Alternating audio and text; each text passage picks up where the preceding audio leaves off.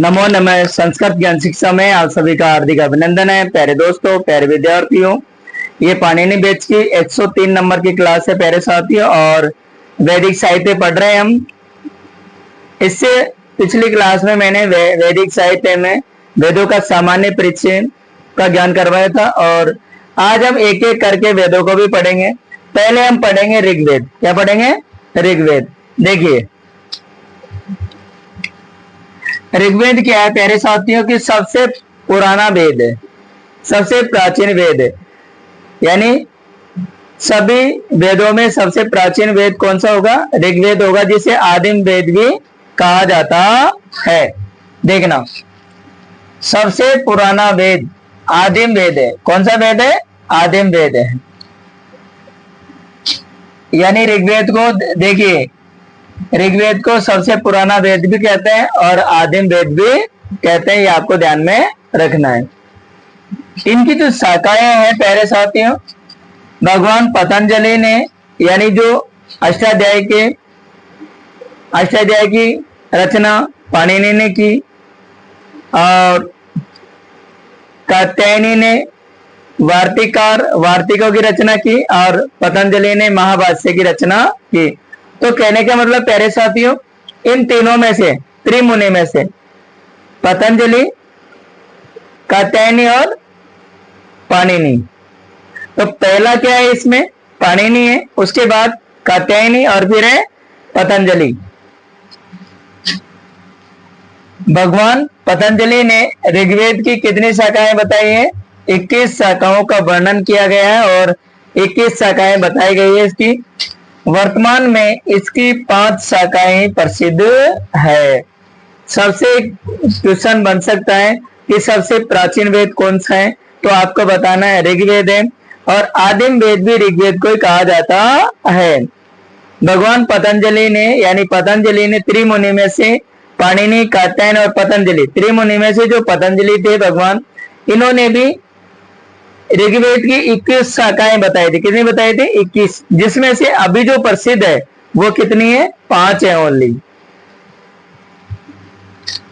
जिसमें शाकल शाखा है, वास्कल शाखा है, आश्वलायन शाखा है, और सांख्यायन शाखा है, और आगे मांडुक्यायन शाखा। शाकल, वास्कल, आश्वलायन और सांख्यायन, मांडुक्यायन शाखा, ये 5 शाखाएं जो है ये प्रसिद्ध है। मंडल क्रम में हम बात करते हैं कि ऋग्वेद में कितने मंडल हैं, तो ऋग्वेद में 10 मंडल हैं। कितने मंडल है? 10 मंडल हैं, और 85 अनुवाक है, 1028 सूक्त है। यानी देखिए, अलग अलग करके का भी पूछ लिया जाता है ऋग्वेद में कितने मंडल होते हैं, तो ऋग्वेद में कितने मंडल होते हैं? 10 मंडल होते हैं। और अनुवाक की पूछे तो बता देना प्यारे साथियों, 85 अर्थात 85 होते हैं। सूक्त पूछे जाए, यानी ऋग्वेद में सूक्तों की संख्या कितनी है, तो आपको बताना है 1028। आगे प्यारे साथियों हम बात करते हैं, यहां दे रखा है कि मंत्र, यानी ऋग्वेद में कितने मंत्र हैं, तो देख लीजिए 10,528 1/2 मंत्र है। एक मंत्र आधा है इसमें। तो आपको याद रखना कि जब आ जाए कि ऋग्वेद में मंत्रों की संख्या कितनी है, तो आपको इस तरीके से लिखा हुआ मिलेगा, यानी 10,580 1/2, यानी एक मंत्र है इसमें जो आधा है। तो इस प्रकार से हो जाएगा। आगे देखना, ये तो हुआ हमारा मंडल क्रम में, यानी 10 मंडल है। ऋग्वेद में 10 मंडल होते हैं, 85 अनुवाक होते हैं, और सूक्तों की संख्या यदि बात की जाए तो 1028 है, और मंत्र की बात की जाए तो 10,580 1/2। इस तरीके से आपको याद रखना है।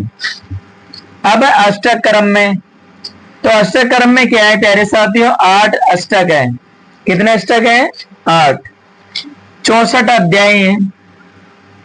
यदि मंडल क्रम में पूछे जाए तो 10 मंडल, 85 अनुवाक, 1028 सूक्त और 10,580 1/2 मंत्र। यदि आपको अष्टक क्रम में पूछा जाए तो 8 अष्टक होते हैं, 64 अध्याय होते हैं और 2024 वर्ग हैं और 10,580 1/2 मंत्र हैं। इसके बाद ऋग्वेद में कितने शब्द हैं टोटल मिलाकर के? तो प्यारे साथियों 1,53,800, हाँ 1,53,826 है। कितने हैं? 1,53,826 शब्द है। यदि ऋग्वेद में शब्दों की जो गणना की गई है, गिनती की गई है, वो कितने बताए गए?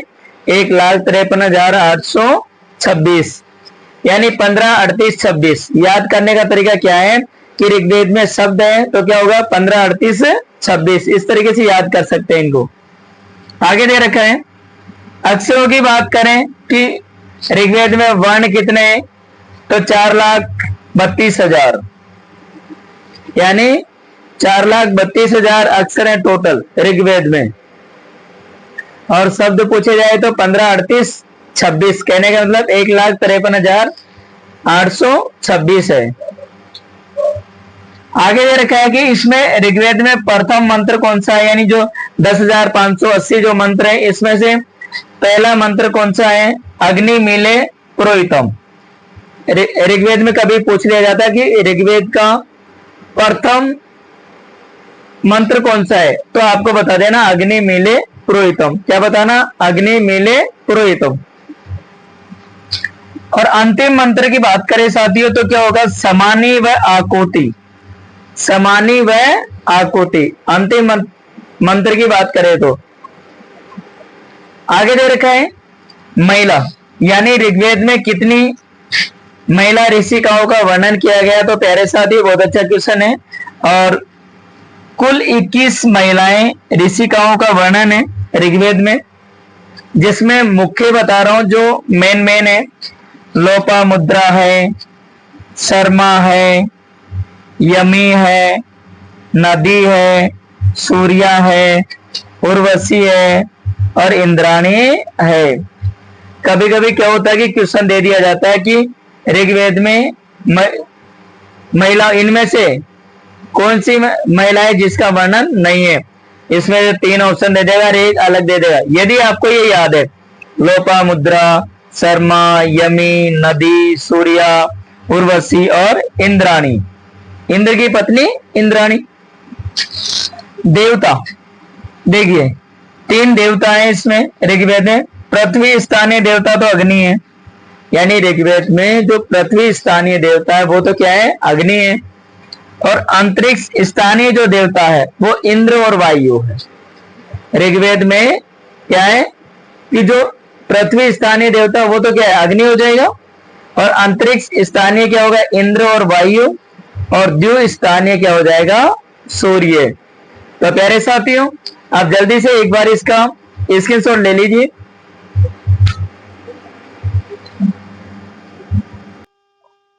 आप देखना प्यारे साथियों ऋग्वेद में जो संवाद है, संवाद सूक्त है लगभग कितने? 20 है, अर्थात 20 है। देखना विश्वामित्र पहला है कि विश्वामित्र और नदी संवाद। तो इसमें विपाशा और शतुद्री नदी का मानवीकरण किया गया है। आप क्योंकि कभी कभी पूछ लिया जाता है कि विश्वामित्र और नदी संवाद किस में है, कौन से वेद में है, तो आपको बता देना है ऋग्वेद में है। और किसका वर्णन है? उसे विपाशा और शतुद्री नदी का मानवीकरण किया गया है। आगे दे रखा है यम यमी संवाद। ये भी आता है, कई बार आ जाता है। यम यमी संवाद कौन से वेद में है, या इसका संबंध किस वेद से है, तो आपको बता देना ऋग्वेद से है।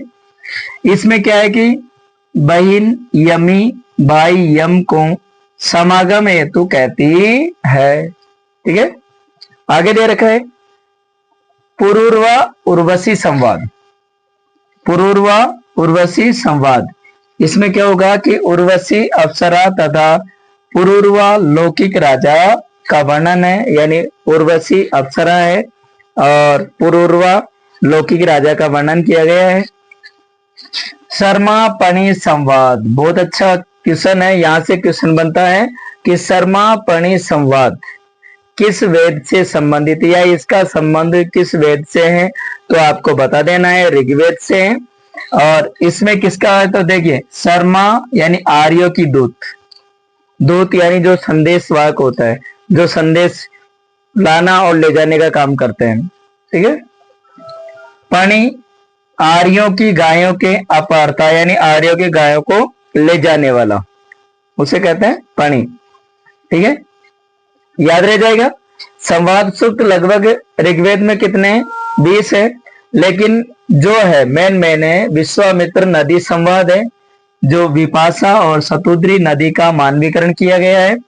और यह यम यमी संवाद है, इसमें क्या होता है कि बहन यमी भाई यम से समागम के लिए कहते हैं। पुरूर्वा उर्वशी संवाद है, इसमें क्या होगा कि उर्वशी अप्सरा और पुरूर्वा लौकिक राजा का वर्णन है। शर्मा पणि संवाद, इसमें शर्मा आर्यों की दूत है जो संदेशवाहक होती है, और पणि यानी आर्यों की गायों के अपहर्ता यानी आर्यों की गायों को ले जाने वाला, आर्यों की गायों का अपहरण करने वाला, उसे कहते हैं पणि। आगे दे रखा है मेरे साथियों कि ऋषियों को मंत्र दृष्टा कहा जाता है, यानी ऋग्वेद में ऋषियों के बारे में कहा गया है, ऋषि मुनियों के बारे में कहा गया है कि ऋषियों को मंत्र दृष्टा भी कहा जाता है, अर्थात ऋषियो मंत्र दृष्टार है, यानी मंत्रों का जो उच्चारण किया गया था वो ऋषि मुनियों के द्वारा ही किया गया था। अब इसमें प्यारे साथियों मंडल कर्म के अनुसार उनके सूक्त है और अनुवाक है, ऋषि हैं और विषय हैं। हम ध्यान से देखेंगे एक एक मंडल को अच्छी तरीके से। पहला जो मंडल है ऋग्वेद का पहला मंडल है, इसमें सूक्तों की बात की जाए कि सूक्त कितने हैं, तो आपको बता देना है 191 सूक्त होते हैं, यानी ऋग्वेद के प्रथम मंडल में सूक्तों की संख्या कितनी बताई गई है, 191, ठीक है। अनुवाद कितने बताए गए, 24।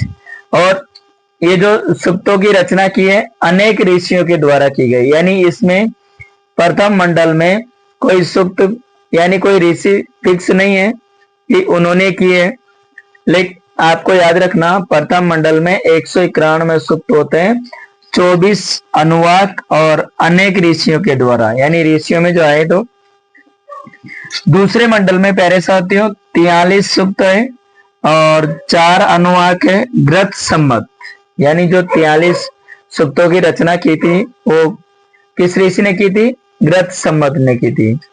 आगे 3, तो इसमें क्या होगा कि 62 सूक्त है।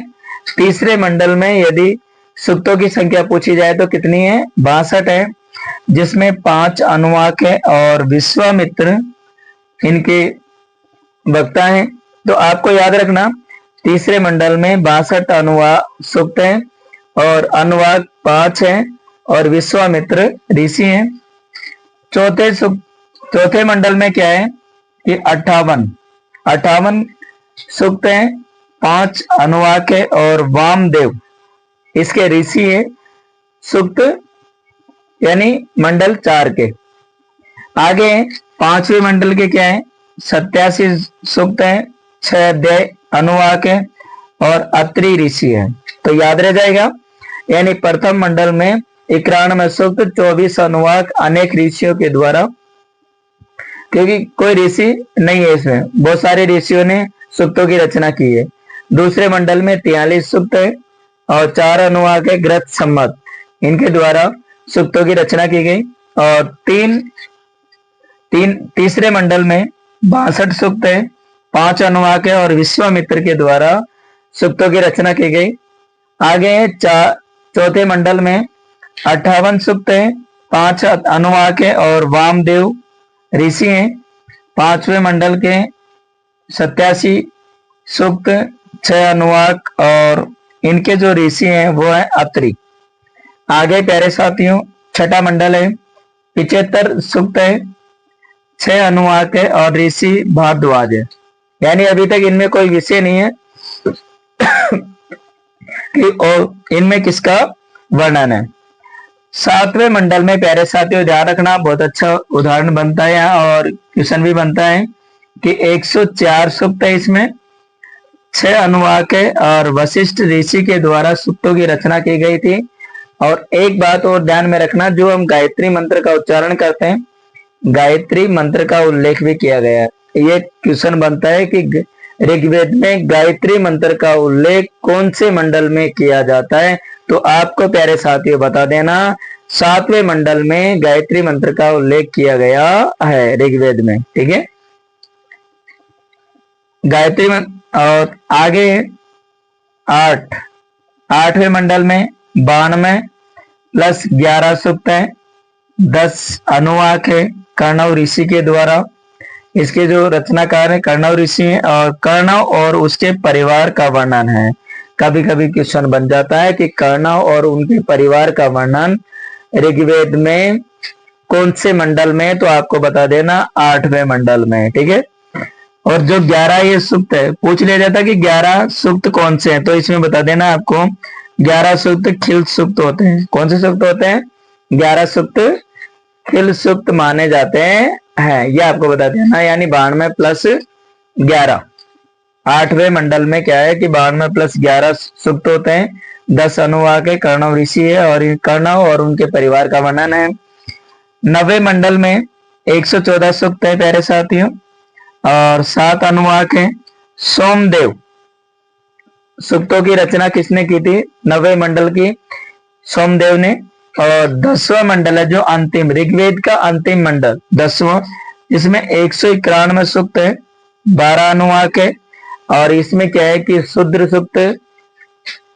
सूक्त, महासूक्त सबसे नवीन दार्शनिक सूक्तों का स्रोत माना जाता है। कभी कभी क्वेश्चन बनता है कि सबसे नवीन दार्शनिक सूक्तों का स्रोत कौन से वेद में, तो बता देना ऋग्वेद में। और मंडल पूछा जाए तो बता देना ऋग्वेद के 10वें मंडल में है। तो प्यारे साथियों जल्दी से एक बार फिर स्क्रीनशॉट ले लीजिए एक बार इसका। अब इसमें जो सूक्तियां हैं यानी ऋग्वेद में आने वाली जो सूक्तियां हैं उनकी भी एक स्लाइड कंप्लीट कर लेते हैं।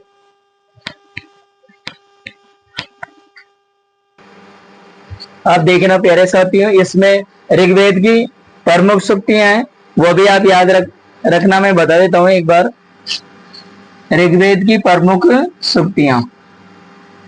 कस्मै देवाय अभिसा विदेम, कस्मै देवाय अभिसा विदेम। दूसरी है केवलागो भवति केवलादि, केवलागो भवति केवलादि। न ऋते श्रान्तस्य शक्याय देवः, न ऋते श्रान्तस्य शक्याय देवः। वयं श्याम पतयो रयिणाम, जायो पत्ते उसति सुवासः। मधु सरन्ति सिन्धव, सूर्ये आत्मा जगतस्तुषश्च। भद्रं कर्णेभिः शृणुयाम देवः, भद्रं पश्येम अक्षिभिर्यत्रः। सं गच्छध्वं सं वदध्वं स वो मनांसि जानताम्।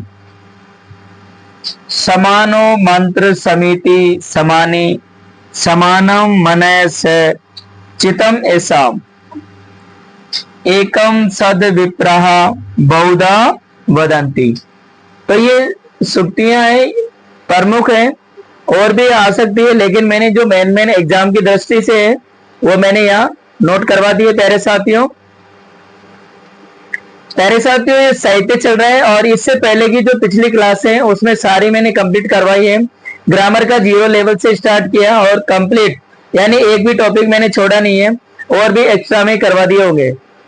साहित्य का भी हम धीरे धीरे कवर करते हुए चलते हैं प्यारे साथियों।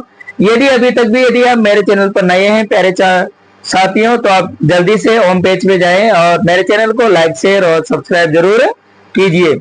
मिलते हैं प्यारे साथियों अगली क्लास में, अगले वीडियो में। तब तक के लिए जय तु भारतम, जय तु संस्कृतम।